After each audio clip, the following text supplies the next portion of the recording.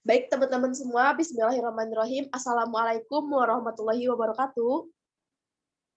Waalaikumsalam warahmatullahi wabarakatuh. Gimana nih teman-teman semua kabarnya? Apakah sehat walafiat? Alhamdulillah sehat, Bu. Tetap dijaga ya kesehatannya karena cuaca saat ini tuh lagi gak baik gitu. Oke, karena sebelumnya kita sudah melakukan sesi konseling, jadi teman-teman sudah tahu ya nama ibu siapa. Oke, sebelum lanjut ke pembahasan, alangkah baiknya kita berdoa. Ada yang mau pimpin doa gak? Aku aja, Bu. Boleh, silakan. Sebelum memulai kegiatan, alangkah baiknya kita berdoa. Berdoa dimulai. Berdoa tidak pernah selesai. Oke, teman-teman semua, apresiasi banget ya Ibu untuk teman-teman karena udah hadir dengan tepat waktu dan juga semangat tentunya ya. Nah, sebelum ke materi, biar kalian semangat, kita melakukan ice breaking terlebih dahulu, oke? Oke, Bu. Ya, untuk ice breaking-nya itu kita sambung kata. Ya, Ibu akan nunjuk salah satu dari kalian, dan kalian menunjuk tempatnya juga untuk melakukan sambung kata tersebut. Ada yang kurang paham nggak? Contohnya kayak gimana, Bu? Misalnya nih ya, Alia pergi ke pasar, bla bla bla bla, seperti itu. Apakah dapat dimengerti? Dapat, Bu. Oke, mulai dari Ibu ya.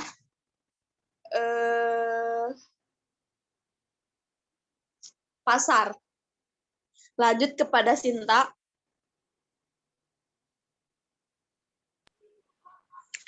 Saya pergi ke pasar membeli sayuran. Lanjut ke dia. Boleh.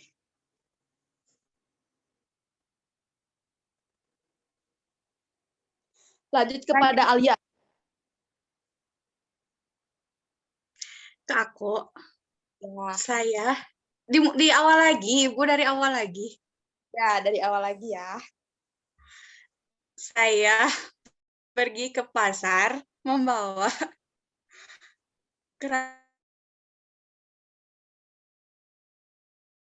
keranjang. Gitu, bukan, Ibu? Ya, betul. Lanjut kepada siapa? Lanjut kepada Lutfia.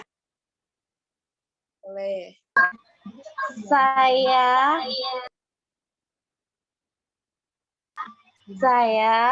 membeli beras di pasar. Gitu, Ibu. Oke, mungkin teman-teman semua sudah semangat ya.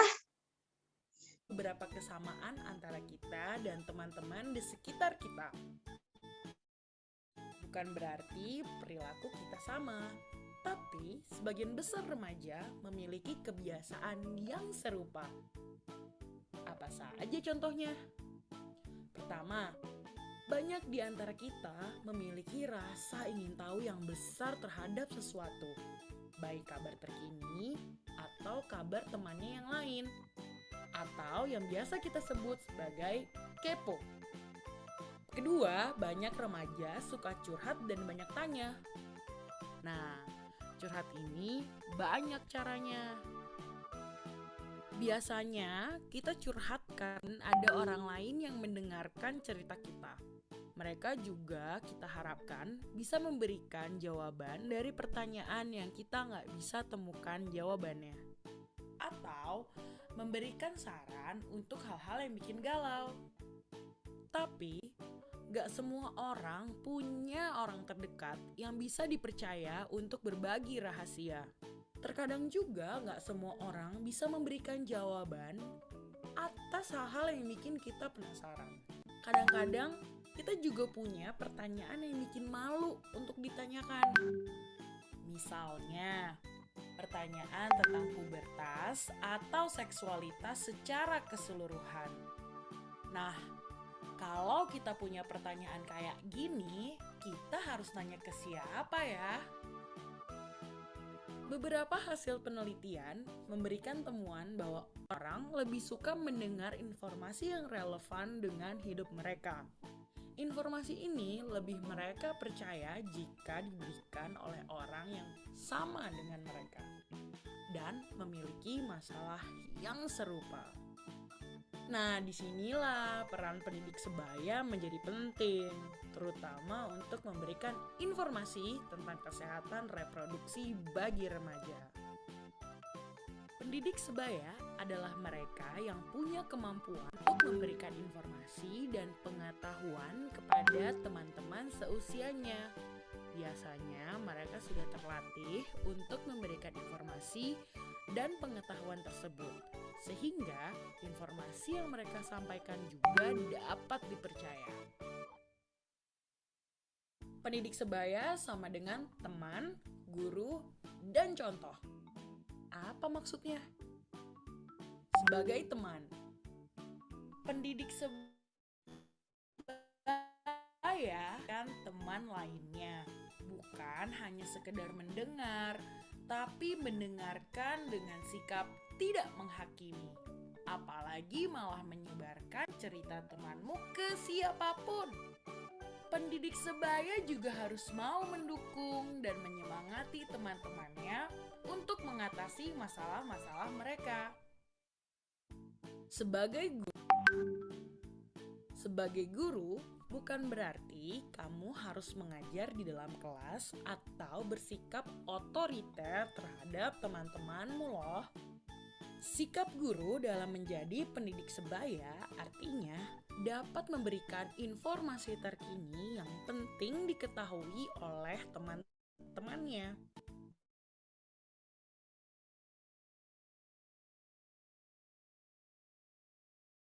Kalau temanmu membutuhkan, kamu harus bisa memberikan referensi ke informasi terkait. Kenapa harus begitu? Karena seorang pendidik sebaya harus mau terus belajar, mencari, dan memastikan informasi yang ada dapat dipertanggungjawabkan. Yang tidak kalah penting, sebagai pendidik sebaya yang baik, kamu juga harus mau berbagi informasi tersebut kepada teman-temanmu.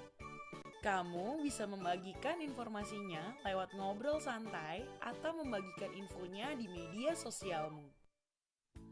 Sebagai contoh bagi teman-teman lainnya. Menjadi pendidik sebaya bukan berarti kamu sendiri nggak punya pertanyaan atau masalah. Justru kamu dapat berbagi masalahmu dan ceritakan bagaimana kamu mencari jalan keluar dari masalah tersebut. Hal ini bisa jadi contoh yang baik buat teman-temanmu. Jangan lupa, kita juga harus selalu belajar dan berusaha mempraktikkan informasi-informasi yang kita bagikan sebagai pendidik sebaya, seperti cara hidup sehat, cara mengambil keputusan, berkomunikasi dengan orang lain, dan lain-lain. Jadilah contoh bagi teman-temanmu tentang bagaimana seharusnya berteman dan belajar di sekolah. Yang paling penting bagi kita semua, terutama bagi pendidik sebaya, adalah memberikan contoh bagaimana kita dapat belajar, istirahat,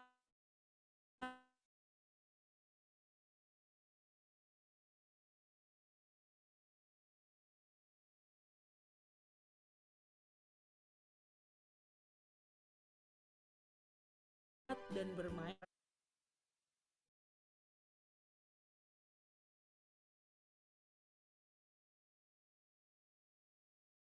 Oke, teman-teman semua, videonya udah ditonton ya? Sudah. Jadi sebentar.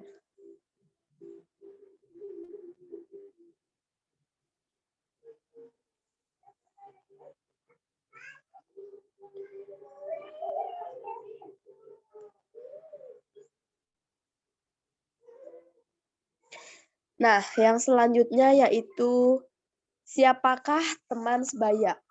Teman-teman di sini ada yang tahu nggak? Teman yang seumuran bukan, Bu? Ya, betul. Ada lagi yang mau menjawab? Teman angkatan, Bu. Ya, betul. Betul sekali ya. Ya, betul sekali apa yang telah dikatakan oleh teman-teman barusan, bahwa teman sebaya itu adalah sering didefinisikan sebagai orang yang memiliki persamaan ciri-ciri seperti persamaan tingkat usia, seperti itu. Nah, lanjut, yaitu faktor yang mempengaruhi. Yang pertama, kondisi fisik. Anak-anak akan merasa lebih nyaman ketika mereka berkumpul dengan anak-anak yang memang seusia mereka, sepatan dengan mereka, dan juga yang hobinya hampir sama. Sebelumnya, Ibu mohon maaf ya apabila suara Ibu kurang jelas karena Ibu lagi flu dan batuk ya. Mohon maaf teman-teman. Nah, poin yang kedua yaitu kebebasan emosional. Saat anak-anak bebas mengekspresikan perasaan mereka seperti ekspresi rasa kecewa, ekspresi rasa sedih, ekspresi rasa senang, kemudian mereka bisa curhat kepada teman mereka dan temannya pun mau menerima curhatan dari mereka itu. Yang ketiga yaitu interaksi sosial. Baik disadari maupun tidak, yang namanya remaja itu akan mempertimbangkan di antara untung dan ruginya.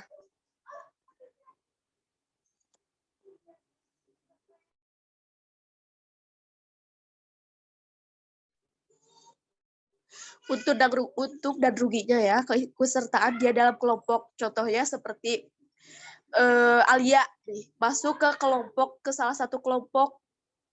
Di situ Alia itu akan mempertimbangkan antara untung dan ruginya itu.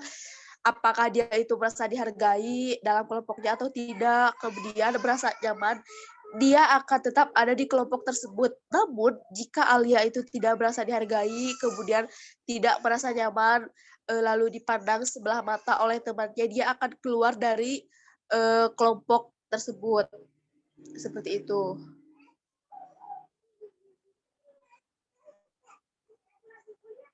Nah, kemudian berkomunikasi dalam pergaulan.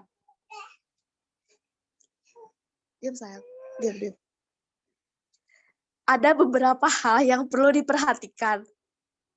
Di antaranya yaitu seperti siapa yang kita ajak bicara, kemudian kalimat yang dipergunakan itu baiknya seperti apa, lalu di mana pembicaraan itu dilakukan. Misalnya nih, kita berkomunikasi dengan orang yang lebih dewasa, tentunya bahasa kita itu yang digunakan itu akan berbeda dengan ketika kita berbicara dengan yang di bawah kita, gitu ya.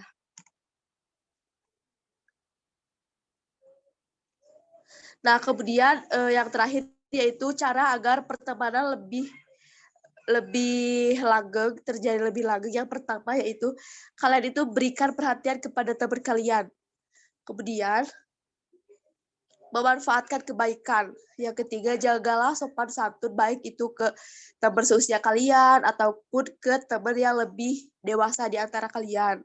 Lalu kembangkan rasa empati. Yang ketiga, yang selanjutnya, ucapkan terima kasih saat kita mendapatkan bantuan. Ucapkan minta tolong ketika kita sedang membutuhkan pertolongan, seperti itu. Teman-teman ada yang mau ditanyain nggak? Ibu, aku mau nanya. Boleh, silahkan Alia. Ibu tadi kan Ibu ngejelasin kalau misalnya kalau kita nggak nyaman gitu di apa ya namanya di suatu grup atau apa gitu kan ya. Itu tuh caranya kita tuh emang benar-benar harus ngehindar apa gimana Ibu? Soalnya kan nggak enak juga tiba-tiba apa sih misalnya kita nggak nyaman nih sama kelompok ini gitu. Terus kita tiba-tiba ngejauh aja. Takutnya kan nanti jadi jelek ke kitanya juga. Nah, itu gimana sih Bu caranya? Ya, kalau saran dari Ibu, jangan langsung menjauh, tapi lebih ke jaga jarak nih. Misalnya dia nih butuh bantuan kita, sebisa mungkin kita harus bantu gitu, tapi jangan tiba-tiba menghindar gitu, tiba-tiba menjauh, dia nge-WA misalnya diminta tolong tapi kita nggak bisa bantu. Terus terang aja, maaf kita nggak bisa bantu, lagi ada apa gitu, karena apa gitu. Jangan tiba-tiba menjauh, karena hal tersebut itu akan apa ya, merusak gitu pertemanan kalian kayak gitu. Sebisa mungkin harus jaga jarak, intinya seperti itu. Iya, Ibu. Makasih. Ya, sama-sama. Ada yang mau ditanya lagi nggak? Udah cukup ya? Oke, dari teman-teman kalian ada yang mau menarik kesimpulan nggak?